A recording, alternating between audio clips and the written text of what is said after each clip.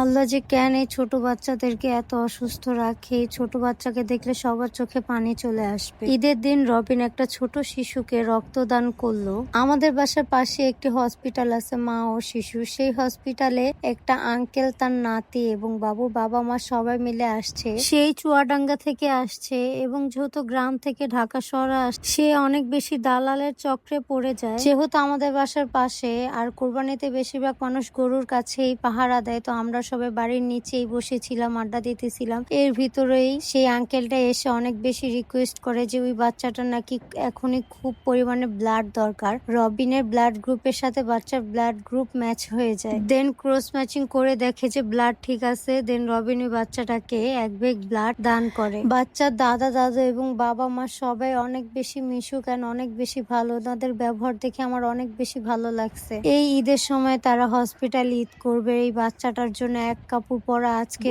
অনেকদিন তারা এক কাপড় পরেই রয়েছে। তাদের খাওয়া দাওয়ার খুব কষ্ট হইতেছে। এই সব কাহিনী শুনে আমার নিজের কাছে অনেক বেশি খারাপ লাগলো। সবাই বাচ্চাটার জন্য অনেক বেশি দোয়া করবেন যেন আল্লাহ তাআলা তাকে তাড়াতাড়ি সুস্থতা দান করে। বাচ্চাটা মাশাআল্লাহ দিলে খুবই সুন্দর। বাচ্চাটার জন্য আমি মন থেকে অনেক বেশি দোয়া করি, আল্লাহ যেন ওকে খুব তাড়াতাড়ি সুস্থ করে দেয়।